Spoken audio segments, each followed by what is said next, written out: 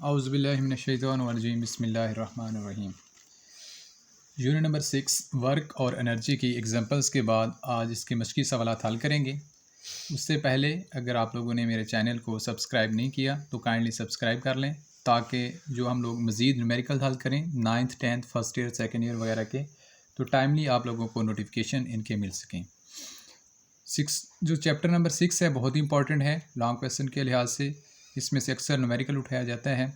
तो शुरू करते हैं। पहला न्यूमेरिकल है कि एक आदमी 300 न्यूटन की फोर्स लगाते हुए एक हथगाड़ी को 35 मीटर तक खींच कर ले जाता है। आदमी का किया गया वर्क मालूम करें। एज़ यूजुअल इसमें से देखना है जो चीज़ हमें पहले मालूम है, जो उसने पहले से हमें बता रखी है, वो कौन कौन सी चीज़ें उनको अलग करके लिखते हैं। तो मालूम हमें क्या है, इसमें एक आदमी 300 न्यूटन की फोर्स जो है वो हमें मालूम है, तो फोर्स को एफ से ज़ाहिर करते हैं। तो F is equal to 300 newton. कितने फासले तक लेके जाता है ये फोर्स लगाने के बाद उसको?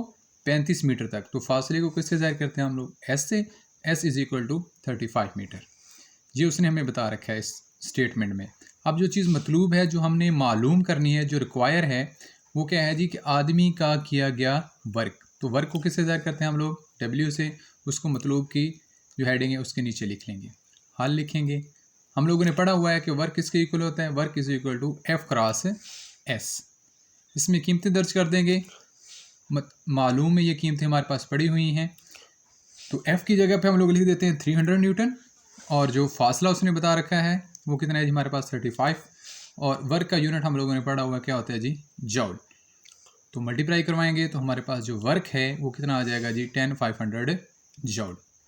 इसी के साथ नेक्स्ट न्यूमेरिकल की तरफ मूव करते हैं।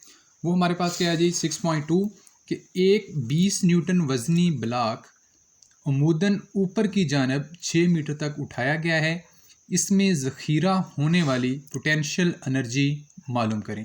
हम लोगों को पता है कि वैसे भी पोजीशन की वजह से या बुलंदी की वजह से जो एनर्जी होती है वो पोटेंशियल एनर्जी होती है, वही हम लोगों ने मालूम करनी है, वही हमें मतलूब है। तो देखते हैं जी जो चीज़ मालूम है स्टेटमेंट में वो क्या है जी कि 20 न्यूटन वजनी ब्लॉक, वज़न उसने दिया हुआ है। वज़न कितना है जी? 20 न्यूटन। वज़न को हम लोग डब्ल्यू से ज़ाहिर कर देंगे, which is equal to 20 newton. कितना ऊपर, कितनी बुलंदी तक उठाया गया है? 6 मीटर तक उसको उठाया गया है। जो चीज़ मतलूब है वो स्टेटमेंट में उसने पूछी हुई है कि इसमें ज़ख़ीरा होने वाली पोटेंशियल एनर्जी।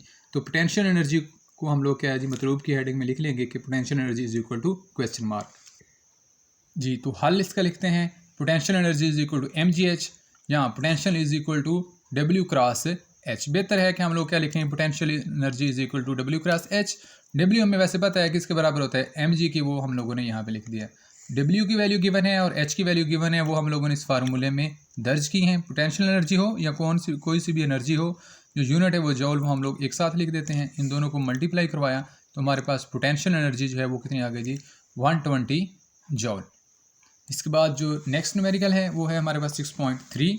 इंतहाई इंपॉर्टेंट, मोस्ट इंपॉर्टेंट न्यूमेरिकल है इस चैप्टर का कि एक 20 किलो न्यूटन वजनी कार की स्पीड 20 मीटर फी सेकंड है।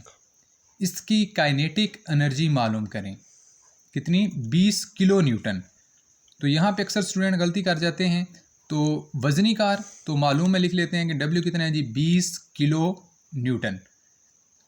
तो 20 किलो न्यूटन है, तो यहाँ पे जो है वो हमारे पास क्या है जी? एक मिस्टेक है, हम लोग 20 यहाँ पे करना था वो नहीं किया हुआ। तो आप लोगों ने स्टेटमेंट में देख लेना है कि W is equal to 12 multiply by 10⁻³ newton, और V जो है वो हमारे पास कितना आ गया जी? 20 मीटर फी सेकेंड। जो चीज़ मतलूब है, जो हमें रिक्वायर है, वो क्या है जनाब? उसने कहा कि इसकी काइनेटिक एनर्जी मालूम करें। Kinetic energy is equal to question mark, हल लिखेंगे। Kinetic energy is equal to हमारे पास कितना है जी? 1/2 mv²।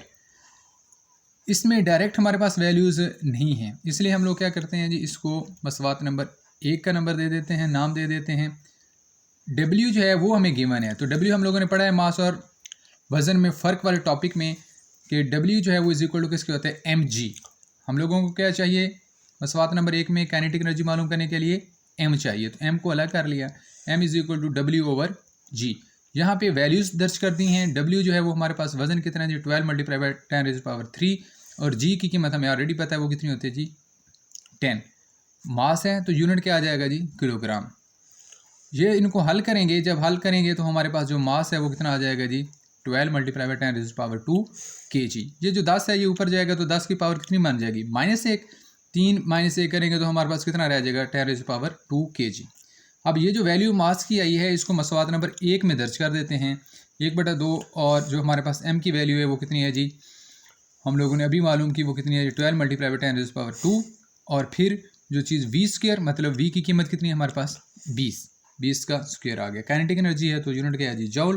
कैंसिल करवाने के बाद और इसको सिंप्लीफाई करने के बाद जो हमारे पास आंसर आ जाता है वो कितना आ जाता है जी, 24 और फिर 40 जॉल। काइनेटिक एनर्जी है, हम लोग लिख देते हैं kinetic energy is equal to 240। और हमें पता है कि जो किलो है वो किसके बराबर होता है, 1000 के। तो हम लोगों ने प्रीफिक्सेस का इस्तेमाल करते हुए यहाँ पे क्या किया जी, 3 सिफरों की जगह पे क्या लिख दिया, के, और यूनिट वैसे ही जॉल आ गया। तो काइनेटिक एनर्जी कितनी आ गई, 240 किलो जॉल। और यही हमारा आंसर है।